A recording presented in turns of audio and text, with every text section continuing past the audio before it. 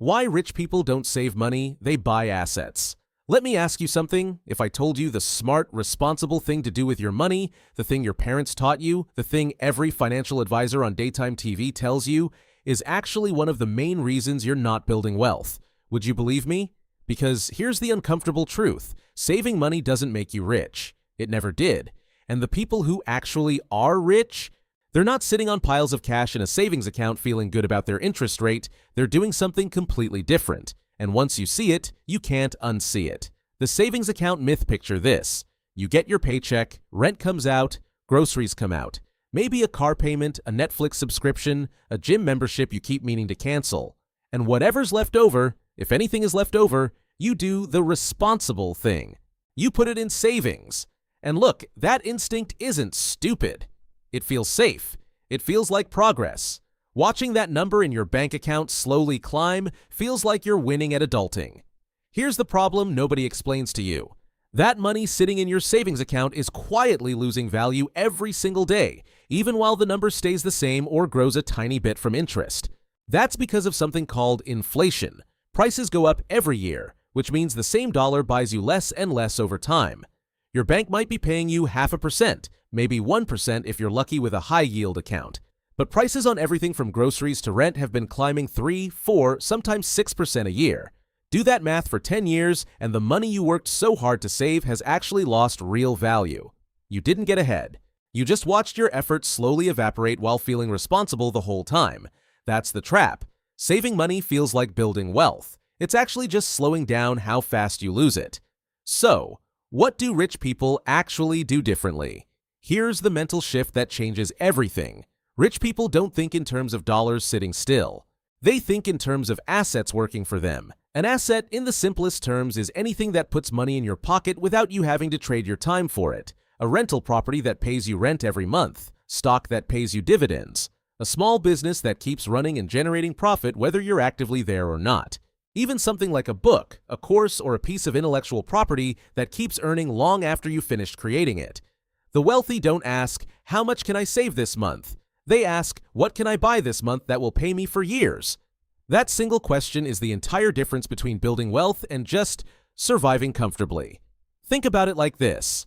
If you have $100 sitting in a savings account in 10 years, that $100 is still basically $100, actually worth less once you account for inflation.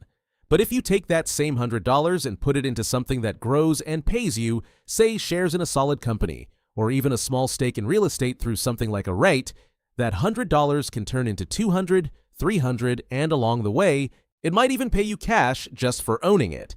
One version of your money sits there.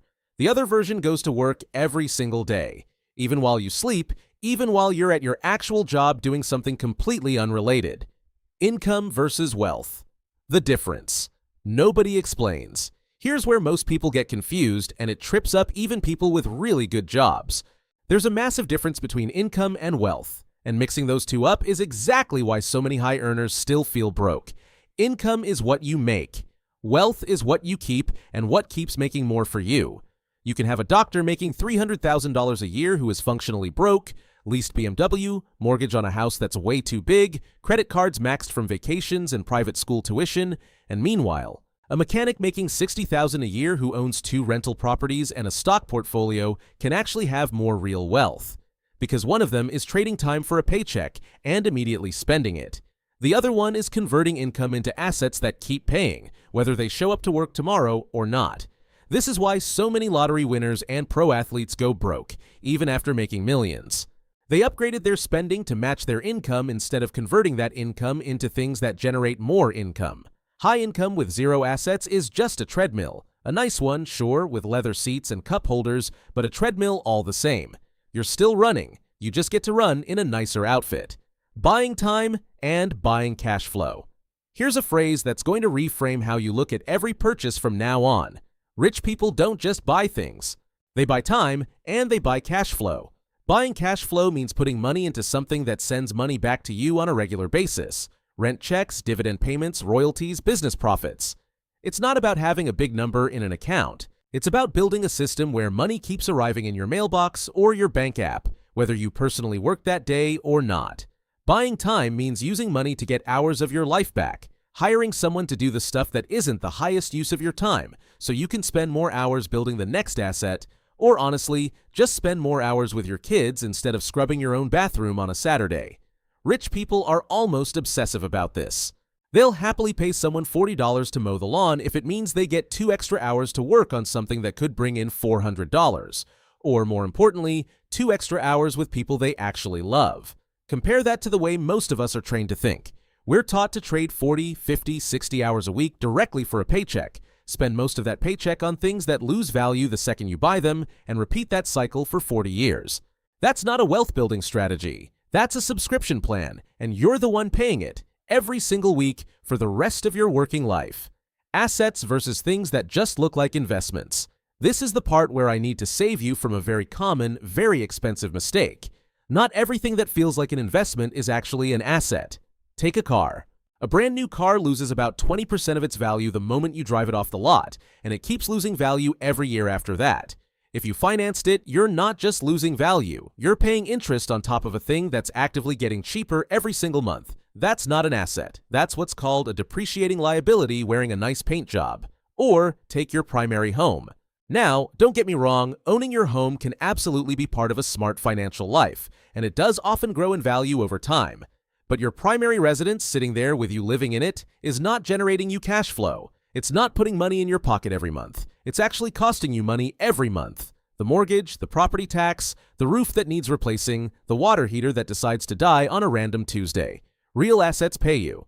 Your home mainly just costs you until the day you eventually sell it or rent it out. Same goes for that expensive watch, those designer sneakers, the boat sitting in your driveway with a thin layer of dust on it. These things might make you feel rich in the moment. They photograph great for social media, but none of them are putting a single dollar back into your pocket. They're just really nice ways of turning your hard-earned money into zero. Now, flip that around. A rental property that brings in $800 a month after expenses. That's an asset, quietly working. A stock portfolio that pays you dividends every quarter, growing on autopilot. That's an asset. A side business, even a small one, like flipping items online or freelancing skills you already have. Once it starts generating consistent profit without your constant hands-on involvement, that's an asset too. The theme connecting all of them, they pay you. You don't just pay them. This isn't just for rich people, it's how you become one. Here's the part that matters most, especially if you're watching this thinking, cool story, but I don't have extra money lying around to buy a rental property. I hear you, and here's the truth. This mindset works at every single income level, starting with literally your very next paycheck. You don't need $100,000 to start buying assets. You can start with $50 a month going into an index fund. You can start by learning a skill that lets you freelance on the side, turning your actual time into a small, growing income stream that isn't tied to your day job. You can start by treating every purchase with one simple filter, one single question before you swipe your card. Is this going to put money back in my pocket later? Or is this just going to sit here and lose value while I feel good about it for a week? The wealthy didn't start wealthy, most of them. They started asking that one question a lot earlier than everyone else, and they kept asking it purchase after purchase, year after year, until the assets they bought started paying for the next assets. That's the whole secret, and it's honestly less exciting than people want it to be. It's not a stock tip, it's not a secret app. It's a habit of asking one uncomfortable question before every purchase, applied consistently for years, until the results become impossible to ignore. What to do, starting this week. So here's your actual homework, and I mean this literally. Pull up your bank statement from the last 30 days. Go through every single purchase and put each one into one of two columns: assets or stuff that just felt good for 5 minutes. Be honest with yourself. That $15 lunch order 3 times a week, the subscription you forgot you had, the impulse buy at 2 in the morning, none of that is evil, but none of it is building you anything either.